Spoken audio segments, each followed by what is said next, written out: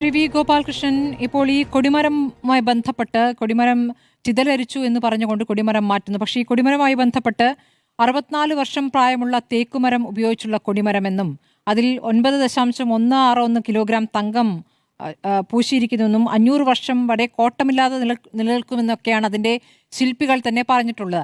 ഈ കൊടിമരം ക്ഷയിച്ച് അതിന് താഴെ സിമെൻ്റൊക്കെ ഇളകി കമ്പികളൊക്കെ പുറത്തു വന്ന രൂപത്തിൽ എന്ന് തന്നെ അന്നത്തെ ദേവസ്വം ബോർഡ് ഉദ്യോഗസ്ഥർ പറയുമ്പോൾ അങ്ങയുടെ ഒരു കാഴ്ച എന്തായിരുന്നു ശ്രീ ഗോപാലകൃഷ്ണൻ?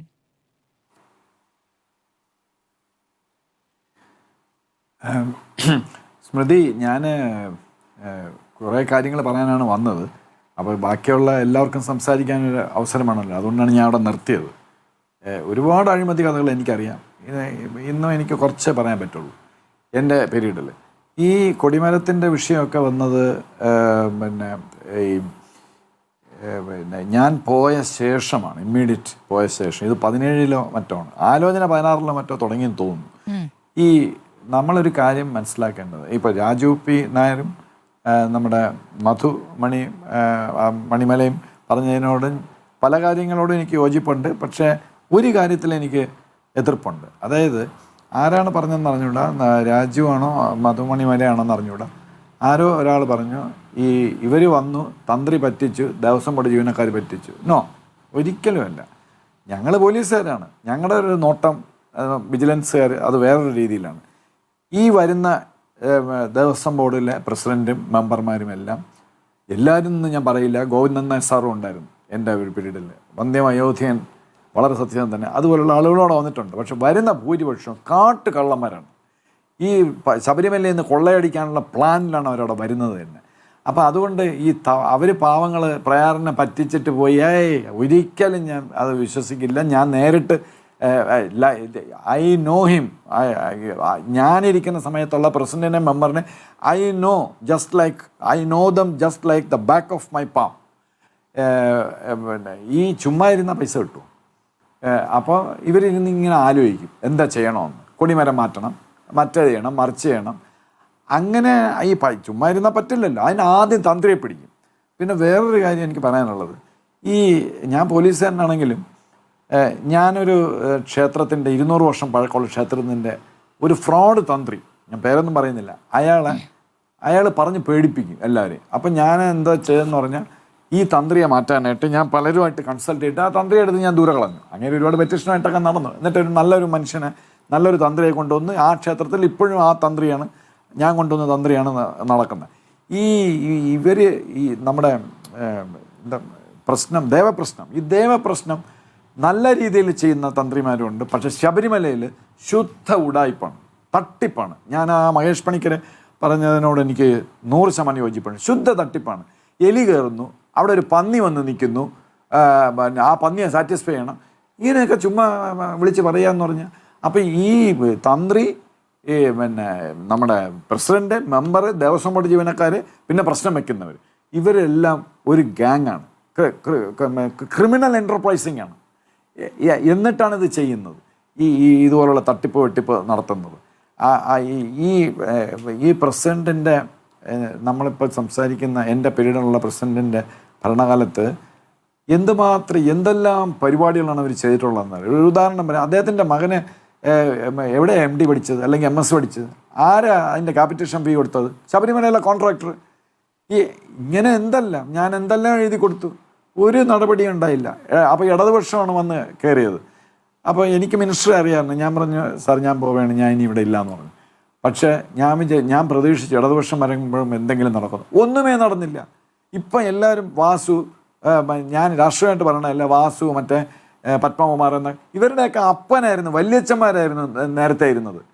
ഈ പ്രസിഡന്റ്, എൻ്റെ സമയത്ത് പ്രസിഡന്റിൻ്റെ മുറിയിൽ ആളില്ല, അവിടെ ഒരു മെമ്പറുടെ മുറിയിലാണ് ഇടിയും തള്ളും എന്ന് പറഞ്ഞാൽ ഇവർ ടീമാണ്. യോജിച്ചാണ് ഇവർ ചെയ്യുന്നത്. ശർക്കര പർച്ചേസ്, മറ്റേ നെയ്യ് പർച്ചേസ്, എവറിത്തിങ്. പിന്നെ ഒരു കാര്യം കൂടെ ഞാൻ പറഞ്ഞ് നിർത്തിക്കോട്ടെ. ഇപ്പം നമ്മുടെ ഈ കോപ്പാനലിസ്റ്റ് എല്ലാവരും, മാത്രമല്ല എല്ലാ മീഡിയയിലും എടുത്തു പറയുന്നുണ്ട്, ഹൈക്കോടതി ഓംബുഡ്സ്മാൻ പോസ്റ്റ് ചെയ്തു, ബഹുമാനപ്പെട്ട ഹൈക്കോടതി മറ്റേ കുറുപ്പിനെ പോസ്റ്റ് ചെയ്തു. എന്ത് കുറുപ്പ്, എന്ത് ഓംബുഡ്സ്മാൻ? എത്രയോ വർഷങ്ങളായി. ഞാൻ 2016 തൊട്ട് കാണുകയാണ്, 2026 10 വർഷമായി. എന്താണ് ഇവർ ചെയ്തിട്ടുള്ളത്? ഓംബുഡ്സ്മാൻ എന്തെങ്കിലും ഒരു നടപടി ഇപ്പം ഈ വെളി വന്ന സംഗതികൾ ഇവരാരും അറിഞ്ഞില്ലേ? ഈ കുറിപ്പെന്നൊക്കെ പറഞ്ഞാൽ അതങ്ങ് കൊടുത്തയക്കാനെന്ന്, അതെങ്ങനെ കൊടുക്കും? പിന്നെ വാജീവാഹനം ഈ പോലീസുകാർക്ക് അത് മനസ്സിലാവുള്ളൂ. ഞങ്ങൾക്ക് എവിഡൻസ് വേണ്ട, ഞങ്ങൾക്ക് എവിഡൻസ് കോടതിയെ പ്രൊഡ്യൂസ് ചെയ്യാനാണ്. പക്ഷെ ഒരുത്തൻ കള്ളത്തരം ചെയ്തിട്ടുണ്ടോ ഇല്ലേ എന്നുള്ള കുറേ എക്സ്പീരിയൻസ് ഉള്ള ഒരു പോലീസ് ഓഫീസറിന് അറിയാൻ പറ്റും. അത് എങ്ങനെ നിങ്ങളെ പറഞ്ഞ് ധരിപ്പിക്കണമെന്ന് എനിക്ക് അറിഞ്ഞൂടാ. ഈ വാജീവാഹനം ഡെഫിനറ്റായിട്ടും അത് വിറ്റ് കാശാക്കി, എന്നിട്ട് വേറെ ഒരെണ്ണം നാളെ എന്തെങ്കിലും പ്രശ്നം ഉണ്ടാക്കി കഴിഞ്ഞാൽ ഈ മഹേഷ് പണിക്കർ പറഞ്ഞത് കറക്റ്റാണ്, വേറെ ഒരു സാമാനം ഒരു ഡ്യൂപ്ലിക്കേറ്റ് ഉണ്ടാക്കി കൈ വെച്ചിരിക്കുകയാണ്. ഇനി ഇതിനെ നമ്മൾ ടെസ്റ്റിന് കൊടുത്താൽ ദയവേത് SIT വീണ്ടും ഞാൻ റിക്വസ്റ്റ് ചെയ്യണം, ഇവിടെ എങ്ങും കൊടുത്തു കളയരുതേ, നിങ്ങൾ സെൻട്രൽ ഫോറൻസിക് ലാബറട്ടറിയിൽ അയക്കൂ. പിന്നെ അതിനകത്തുള്ളൊരു പ്രശ്നം, ഇത് ഒറിജിനൽ വാജീവാഹനം എത്ര വർഷം പഴക്കമുള്ള ആ വാജീവാഹനമാണോ ഈ വാജീവാഹനം, ഇത് എങ്ങനെ അവർ കണ്ടുപിടിക്കും, ഇതിന്റെ പഴക്കം എങ്ങനെ കണ്ടുപിടിക്കും എന്നുള്ളത് എനിക്ക് അത്ര ആലോചിച്ചിട്ടും കൊള്ളയാണ്. ഇപ്പോൾ ഈ ദ്വാരപാലക ശില്പത്തിന്റെയും കട്ടിളപ്പാളിയുടെയും ഒക്കെ സാമ്പിളുകളുടെ പരിശോധനാ ഫലം ഇപ്പോൾ കോടതിക്ക് കൈമാറിയിട്ടുണ്ട്. അത് VSSCയിൽ നടത്തിയ പരിശോധനയാണ്. അതിന്റെ വിവരം എന്താണെന്ന് അറിയില്ല, ഏതെല്ലാം റിപ്പോർട്ട് കൈമാറിയിട്ടുണ്ട്. അതേക്കുറിച്ച് എന്താണ് പറയാനുള്ളത്? അതിനകത്ത് എനിക്ക് ഭയങ്കരമായ സംശയമുണ്ട്. കാര്യം എന്ന് പറഞ്ഞാൽ ഏത് സ്വർണ്ണമാണ് ഇളക്കി കൊടുത്തത്? എനിക്കതാണ് മനസ്സിലാവാത്തത്. ഒരു സാമ്പിള് ഇളക്കണമെങ്കിൽ നേരത്തെ ഇരുന്ന പഴയ ആ സ്വർണ്ണപ്പാളി അതിൽ നിന്ന് ഇളക്കി എടുക്കണ്ടേ, അതിന്റെ ചുരണ്ടി എടുക്കണ്ടേ? ഇവർ ഏതാണ് ഇളക്കിയെടുത്തത്? ഈ ബഹുമാനപ്പെട്ട ഹൈക്കോടതി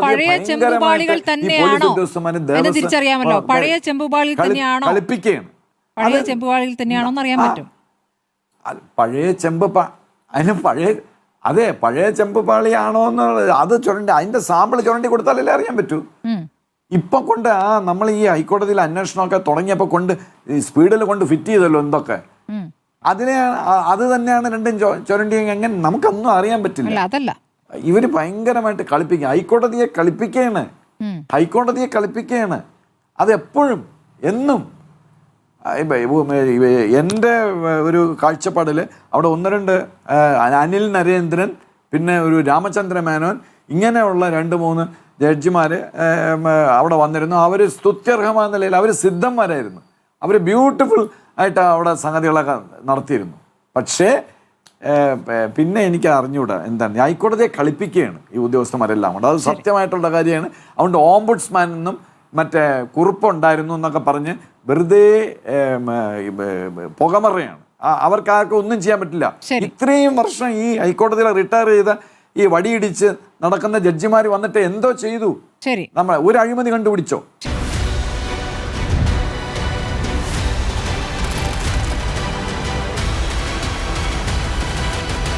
ഡിബേറ്റ് വിത്ത് സ്മൃതി പരുത്തിക്കാട്.